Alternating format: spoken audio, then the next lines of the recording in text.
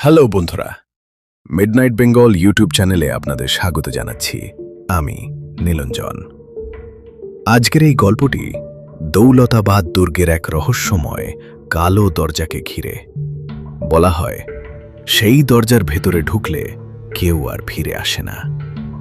আর এক ইংরেজ অফিসার সেই রহস্য জানার চেষ্টা করেই অদৃশ্য হয়ে যায়। গল্পটা ভালো লাগলে একটা লাইক, শেয়ার আর সাবস্ক্রাইব করতে ভুলবেন না। তবে চলুন শুরু করি আজকের গল্প, দৌলতাবাদের কালো দরজা। ভারতের মহারাষ্ট্রে একটা প্রাচীন দুর্গ আছে, নাম দৌলতাবাদ দুর্গ। এই দুর্গের ভেতরে আছে এমন একটা দরজা যাকে আজও লোকেরা বলে কালো দরজা।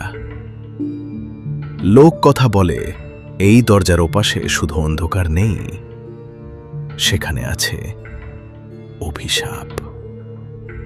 অনেকেই এটাকে শুধু গল্প বলে উড়িয়ে দেয়, কিন্তু যারা রাতে এই দুর্গের কাছে গেছে তারা আজও সেই দরজার কথা বলতে গিয়ে কাঁপতে থাকে।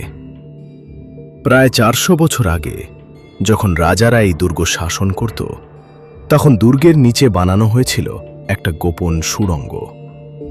সেই সুড়ঙ্গের শেষেই ছিল একটা বিশাল লোহার দরজা, একটা দরজা যেটা একবার বন্ধ হয়ে গেলে আর কেউ কখনো ফিরে আসত না। রাজারা নাকি তাদের শত্রুদের চোখ বেঁধে এই সুড়ঙ্গে ঢুকিয়ে দিত, তারপর দরজাটা বন্ধ করে দিত। ভেতরে ছিল শুধু অন্ধকার আর অসংখ্য মোড়। লোকেরা বলতো, ভেতরে ঢুকলে মানুষ ধীরে ধীরে পাগল হয়ে যেত। কেউ দেয়ালে মাথা ঠুকে মরত, কেউ সাহায্য চাইত, আর তাদের চিৎকার কয়েকদিন পর্যন্ত শোনা যেত। তারপর সবকিছু হঠাৎ করে চুপ হয়ে যেত। কিন্তু আসল রহস্য শুরু হয়েছিল ব্রিটিশ আমলে। এক ইংরেজ অফিসার এই দুর্গে গবেষণা করতে আসে। তার নাম ছিল ক্যাপ্টেন উইলিয়াম হার্টলি। সে শুনেছিল কালো দরজার গল্প, কিন্তু সে এসব বিশ্বাস করত না। সে বলেছিল, ভূত বলে কিছু নেই। এক রাতে সে সিদ্ধান্ত নেয় সে নিজেই সেই দরজার ভিতরে ঢুকবে। তার সাথে ছিল 2 জন সৈনিক আর একটা লণ্ঠন। রাত তখন 12টা। চারদিকে বাতাস বইছিল অদ্ভুতভাবে। যখন তারা সেই সুড়ঙ্গের কাছে পৌঁছালো, হঠাৎ করে চারপাশটা অস্বাভাবিক ঠান্ডা হয়ে গেল। একজন সৈনিক বলল, স্যার, এখানে না ঢোকাই ভালো। কিন্তু হার্টলি শুধু হাসল। সে বলল, ভূত বলে কিছু নেই। তারপর তারা দরজাটা খুলল। দরজা খোলার সময় একটা অদ্ভুত শব্দ হল, গ্রর। যেন বহু বছর ধরে বন্ধ থাকা লোহা হঠাৎ নড়ে উঠেছে। ভেতরে ছিল ঘুটঘুটে অন্ধকার। তারা লণ্ঠন জ্বালিয়ে ভেতরে ঢুকল। প্রথমে সবকিছু স্বাভাবিক ছিল, কিন্তু কয়েক মিনিট পরে তারা একটা জিনিস টের পেল। তাদের পায়ের শব্দ ছাড়াও আরও একটা শব্দ আসছে, যেন কেউ তাদের পেছনে হাঁটছে। টুপ টুপ টুপ। হার্টলি পেছনে তাকালে, কেউ নেই, কিন্তু শব্দটা থামল না। স্যার, আমরা একা নই। ঠিক তখনই লণ্ঠনের আলো কাঁপতে শুরু করল। দেয়ালের উপর ছায়া নড়ে উঠল, আর সেই ছায়াগুলোর মধ্যে একটা ছায়া ছিল যেটা তাদের কারও নয়। সেই ছায়াটা ধীরে ধীরে তাদের দিকে এগিয়ে আসছিল। হঠাৎ সুড়ঙ্গের গভীর থেকে একটা ফিসফিস আওয়াজ ভেসে এলো, ফিরে যাও।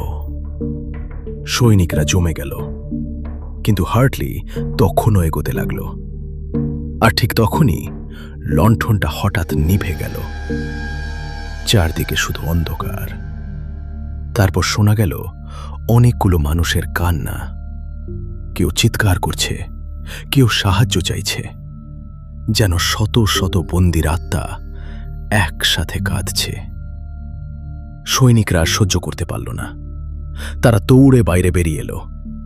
কিন্তু ক্যাপ্টেন হার্টলি, সে আর বেরিয়ে আসেনি। পরদিন সকালে সৈনিকরা আবার লোক নিয়ে ভিতরে ঢুকল। তারা অনেক খুঁজল, কিন্তু হার্টলির কোনো চিহ্ন পাওয়া গেল না, না তার দেহ, না তার লণ্ঠন। শুধু একটা জিনিস পাওয়া গেল, দেয়ালের উপর নখ দিয়ে আঁচড়ানো কয়েকটা শব্দ। সেখানে লেখা ছিল, ওরা এখানে আছে। আজও রাতে দৌলতাবাদ দুর্গের কাছে গেলে কখনো কখনো সেই সুড়ঙ্গের ভেতর থেকে ফিস ফিস আওয়াজ শোনা যায়। কেউ বলে এটা বাতাস, কেউ বলে ইতিহাসের প্রতিধ্বনি। কিন্তু স্থানীয় মানুষরা এখনো বিশ্বাস করে, কালো দরজার ওপাশে শুধু অন্ধকার নেই, সেখানে এখনো বন্দী হয়ে আছে সেই সব মানুষের আত্মা যারা কোনোদিন ফিরে আসতে পারেনি। আর হয়তো তারা এখনো অপেক্ষা করছে আরেকজনকে ভেতরে টেনে নেওয়ার জন্য। বন্ধুরা, আজকের গল্পটা শোনার জন্য আপনাদের সবাইকে ধন্যবাদ। আবার দেখা হবে নতুন এক গল্পে। ততক্ষণ ভালো থাকুন, সুস্থ থাকুন।